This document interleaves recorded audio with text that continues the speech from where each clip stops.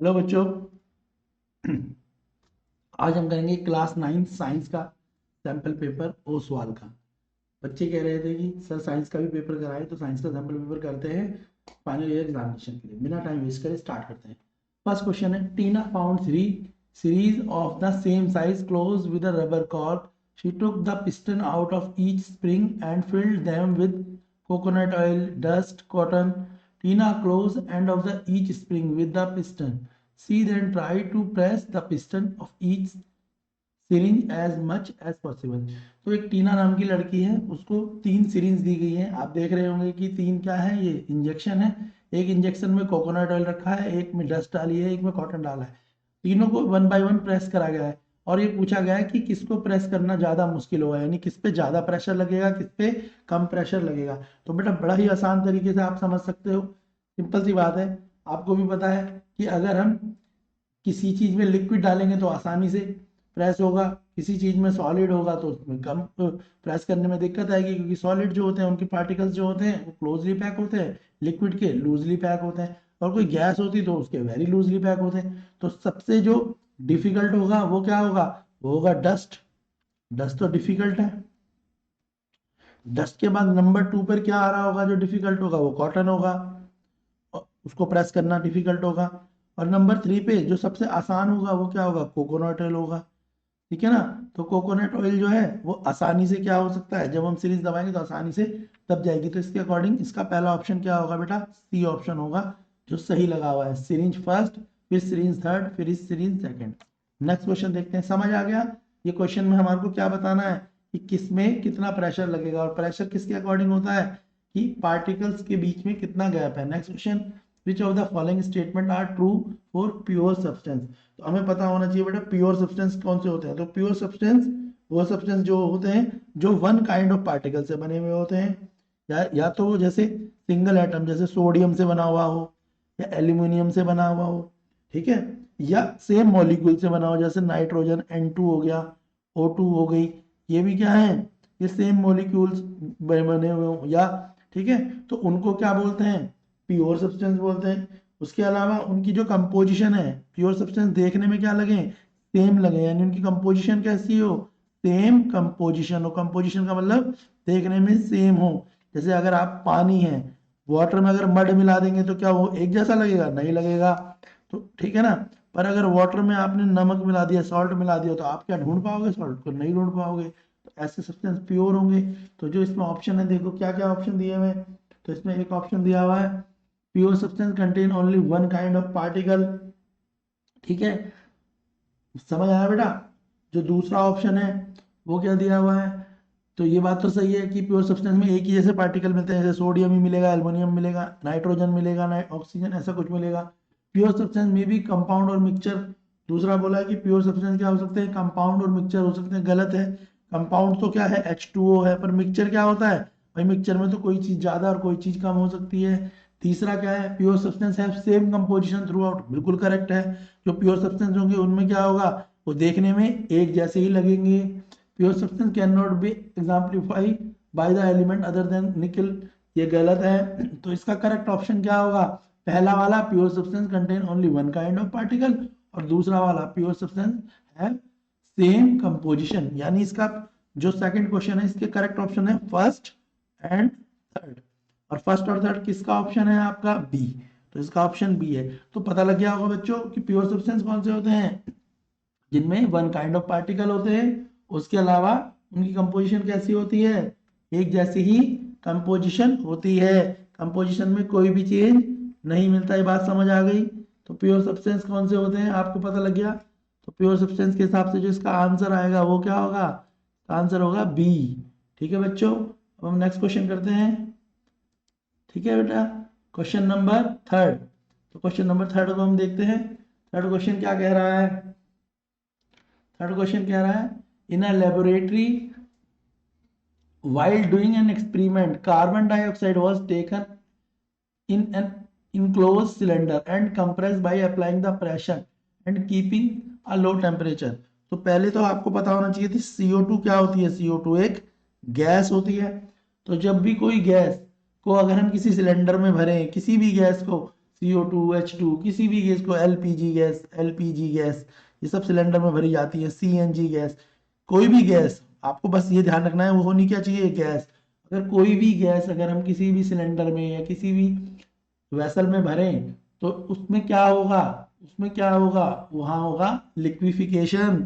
Cylinder को हिलाएंगे तो ऐसा लगता है ना पानी है उसके अंदर, तो वो क्या हो जाएगी, लिक्विड सी हमें फील होगी, कैसी लगेगी, लिक्विड जैसी लगेगी कोई भी गैस। तो इसका करेक्ट आंसर क्या होगा, इसका करेक्ट आंसर बी होगा, बी, लिक्विड लगनी चाहिए गैस। करेक्ट आंसर क्या होगा इसका बच्चों, बी होगा। नेक्स्ट क्वेश्चन देखते हैं। नेक्स्ट क्वेश्चन क्या है, नेक्स्ट क्वेश्चन है फोर्थ क्वेश्चन। इसमें देखो पिक्चर दिखा रखा है और इसमें क्या दे रखी है, शेल्स दे रखी हैं। तो सबसे पहले मैं सेल बताऊं, ये सेल कौन सी होते हैं, KLMN। के सेल के अंदर 2, L सेल के अंदर 8, M सेल के अंदर 8, N के अंदर 18।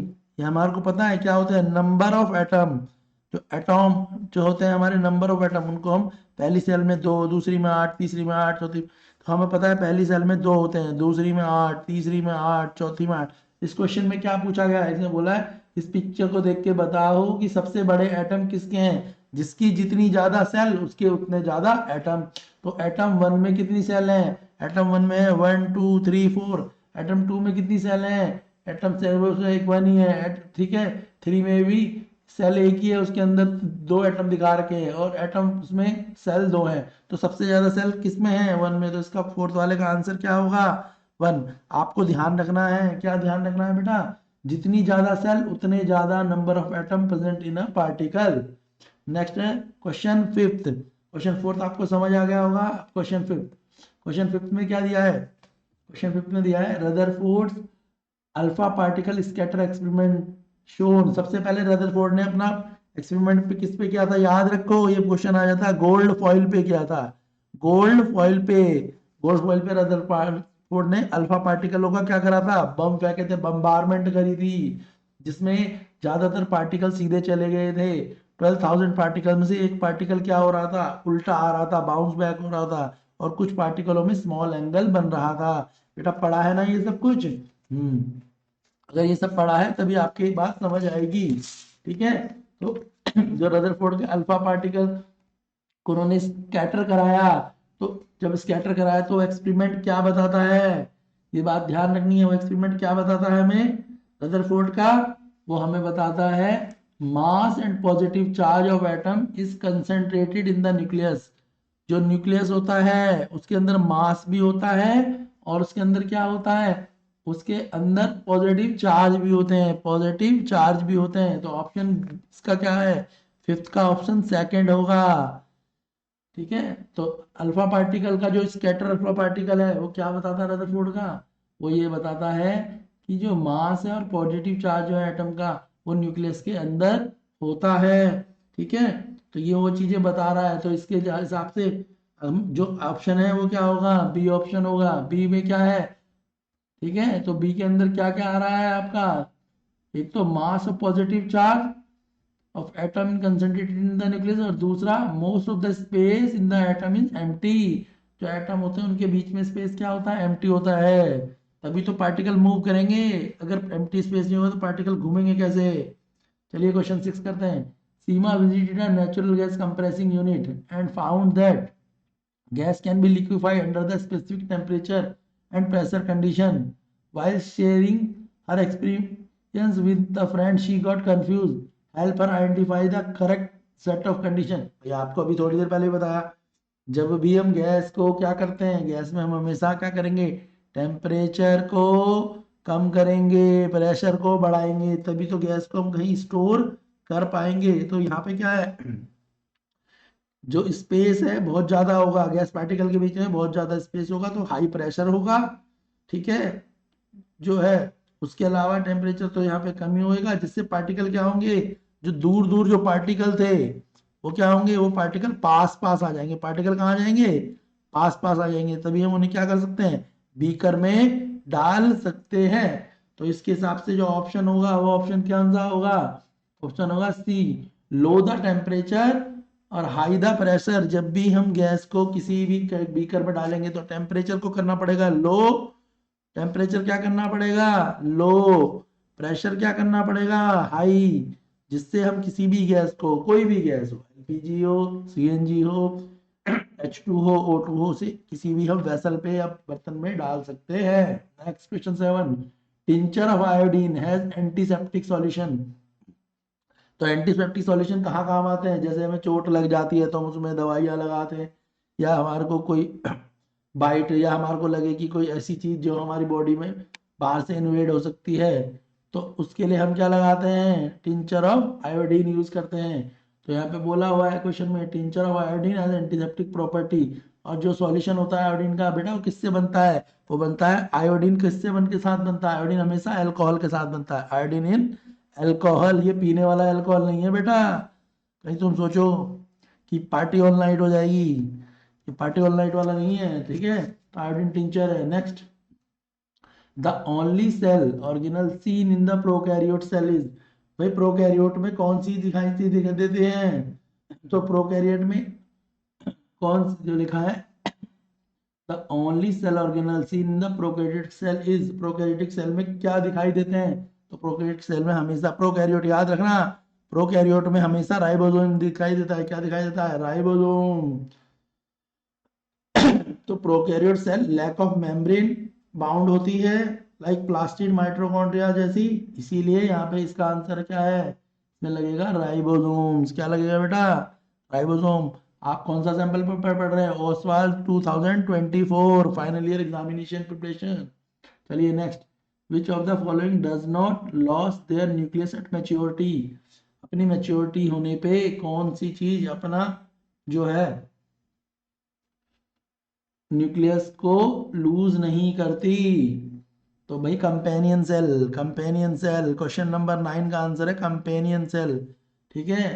तो ये कंपेनियन सेल है, जो जाइलम फ्लोएम दोनों में भी होती है। कंपेनियन सेल क्या करती है, मैच्योर होने पे भी अपना न्यूक्लियस को लूज नहीं करती। जाइलम और फ्लोएम पढ़ा है ना, टिश्यू चैप्टर में है, कॉम्प्लेक्स टिश्यू, उसी के अंदर से है ये।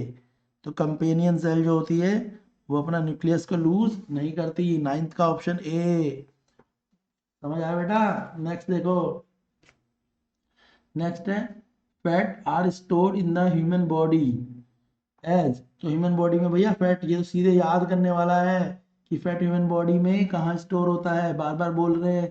तो ह्यूमन बॉडी में जब भी फैट बोला जाए ह्यूमन बॉडी में कहाँ, तो आपको याद कर लेना एडिपोज टिश्यू में, एडिपोज, एडिपोज के अंदर ही फैट स्टोर हो रहा है।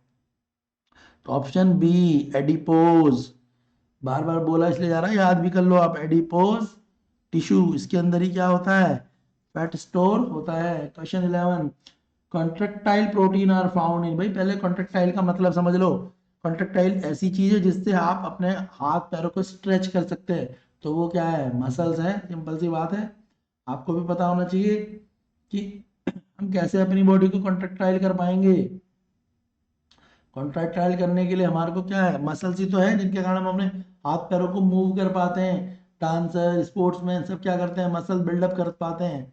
तो मसल्स क्या है, एक कॉन्ट्रैक्टाइल प्रोटीन जो मिलता है, कहाँ मिलेगा कॉन्ट्रैक्टाइल प्रोटीन, याद रखना, मसल्स में मिलेगा कॉन्ट्रैक्टाइल प्रोटीन। और कॉन्ट्रैक्टाइल प्रोटीन का काम क्या है, समझ आ गया, ताकि आप कॉन्ट्रैक्ट कर सकें, मतलब अपने शरीर को थोड़ा स्ट्रेच कर सकें।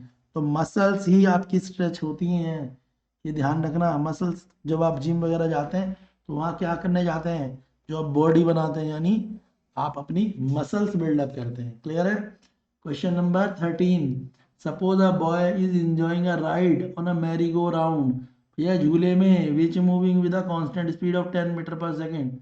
10 मीटर पर सेकंड की स्पीड से जो कोई बॉय मूव कर रहा है, तो क्या होगा, तो वो कौन सा मोशन कहलाएगा, तो मोशन तो कंटिन्यू मूव कर ही रहा है झूले में, तो एक्सलरेशन होगा। तो ऑप्शन क्या होगा इसका, इसका ऑप्शन होगा सी, 13 का ऑप्शन सी, एक्सलरेशन मोशन है ये, एक्सलरेटेड, इन एक्सलरेटेड मोशन।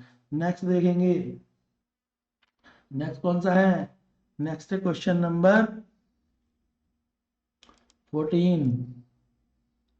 नेक्स्ट कौन सा है, क्वेश्चन नंबर 14, ठीक है बच्चों। नेक्स्ट क्वेश्चन नंबर 14 देखते हैं क्या है। क्वेश्चन नंबर 14 कह रहा है, express for the power of an object is equal to.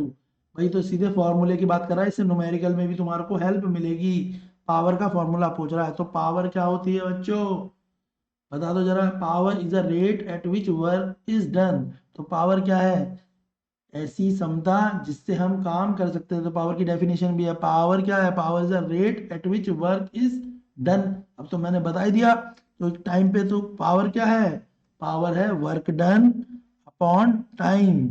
अगर डेफिनेशन लिखो तो पावर क्या है, rate at which work is done. तो किस रेट से, उस टाइम से। 1 घंटे में आप कितना काम करते हो, 2 घंटे। तो जब भी आप काम करोगे तो उसमें टाइम भी तो लगेगा। तो पावर क्या है, work done upon time. Last question, find out the wrong statement from the following. गलत स्टेटमेंट बतानी है। पहली स्टेटमेंट है, white revolution mean to increase in milk production. Correct है।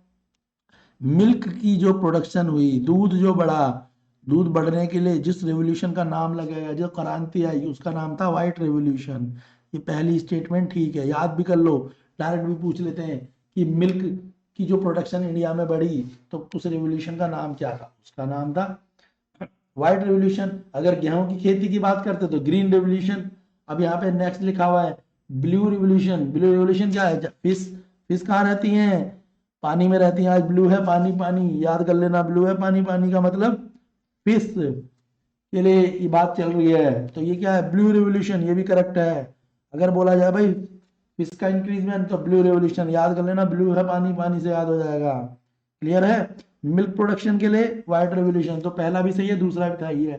थर्ड है, increase food production without compromising environment quality is called the sustainable agriculture. बिल्कुल ठीक है, कोई कंप्रोमाइज नहीं करेंगे। सस्टेनेबल डेवलपमेंट का मतलब क्या होता है, हम कोई भी कंप्रोमाइज ना करें मगर हर चीज अच्छे से चलती रहे। तो तीनों ही जो है क्या है इसमें, वो जो बोला गया है wrong statement from the following, तो इसमें तो कुछ ऐसा दिख नहीं रहा। तो इसका जो करेक्ट ऑप्शन होगा वो क्या, यहाँ पे लिखा है पावर, जो लिखा है वो क्या होगा, D, none of above. Wrong statement from the following, तो कोई भी स्टेटमेंट इसमें से गलत नहीं है, सारी स्टेटमेंट करेक्ट है। तो डी इसका आंसर होगा, नन ऑफ अबव। ठीक है बच्चों। अभी इसके बाद जो है नेक्स्ट वीडियो बनाई जाएगी साइंस की, जिसमें बड़े क्वेश्चंस और न्यूमेरिकल कराए जाएंगे फिजिक्स और केमिस्ट्री के। मैथ्स की भी एक नई वीडियो आ रही है ओसवाल सैंपल पेपर की। तो आप चैनल पे बने रहें, करते रहें, ताकि हम आपके फाइनल में अच्छे नंबर को लाने के लिए अपने एफर्ट्स लगा पाएँ।